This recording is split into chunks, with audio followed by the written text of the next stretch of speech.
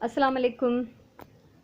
जीअं त पंहिंजे तरफ़ां थोरी घणी जेका मदद मां ॿियनि जी करे सघां थी उहो सिलसिलो मुंहिंजो जारी आहे। ऐं इन में मूंसां गॾु मुंहिंजा फैमिली मेम्बर्स, मुंहिंजा स्टूडेंट्स ऐं मुंहिंजूं फ्रेंड्स सभु शामिल हैं। ये छोटा सा काम जो मैं करती रहती हूँ, जितनी जिसकी मदद हो सके वो मेरा सिलसिला जारी है। तो इसमें मेरे साथ मेरे स्टूडेंट्स हैं, मेरे फ्रेंड्स हैं, फैमिली है, वो हम सब मिल के करते हैं।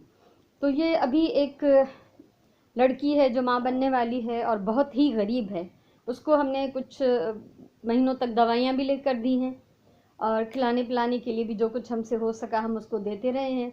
और अभी ये चीज़ें मैंने जमा की हैं उसके बच्चे के लिए। तो हुनखे असां मेडिसिन्स भी वठी ॾिनियूं आहिनि डॉक्टर जी सलाह सां, ऐं असां हुनखे कुझु खाइण पीअण में भी हेल्प कंदा रहिया आहियूं। ऐं हाणे हुनजे ॿार जे लाइ ही शयूं जेके मूं जमा कयूं आहिनि। कुझु मां ख़रीद करे आई आहियां चैरिटी जे पैसनि मां, कुझु माण्हुनि मूंखे कंहिं का न का शइ वठी ॾिनी आहे, त ईअं ई जेको जमा थियो आहे उहो मां हुनखे ॾींदसि। ऐं कुझु शयुनि जी हेल्प हुनखे ॿियनि माण्हुनि बि कई आहे, तंहिंजे करे ही असांजे तरफ़ां ही तोहफ़ा आहिनि हुनजे नंढड़े ॿार लाइ।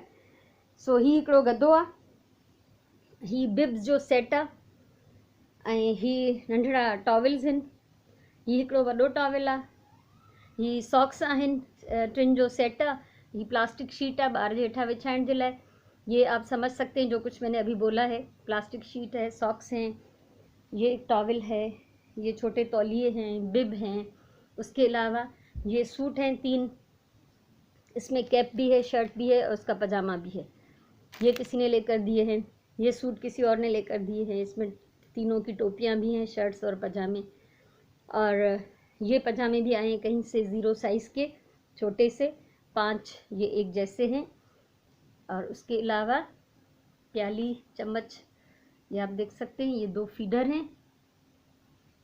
और ये जॉनसन्स बेबी सोप है, ऑयल है, शैम्पू है, पाउडर है। ठीक है, तो ही पाउडर, शैम्पू, तेल, साबुण ऐं ही जेके फीडर, प्याली, चमचो, ही पजामा हैं नंढड़ा। ऐं ही भी जेके आहिनि कपिड़ा कंहिं हिकिड़ा वठी ॾिना आहिनि, 3 सेट आहिनि, हिन में 3 जोड़ा टोपियूं ऐं पजामनि समेत।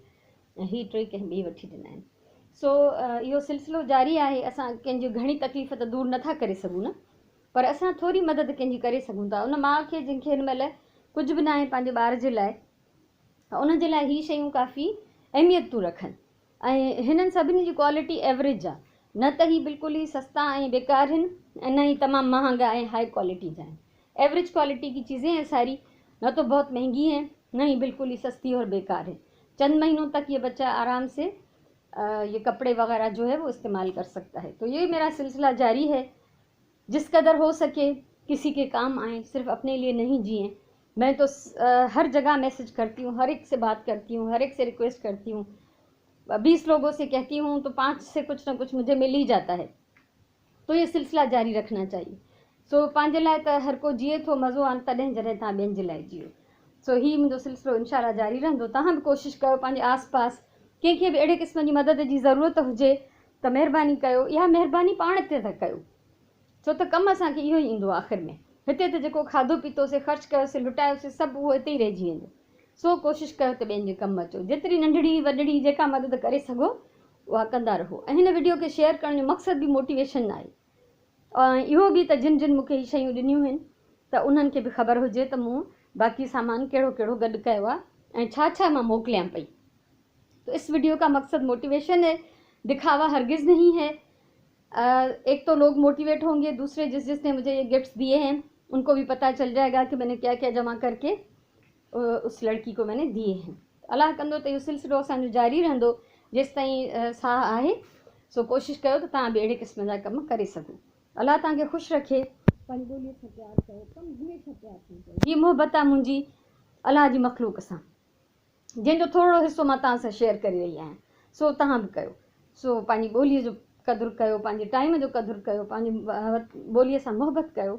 इंशाल्लाह वरी कंहिं ॿी कम जी वीडियो सां तव्हां सां मिलंदासीं। तेसिताईं इजाज़त ॾियो। अल्लाह वाही।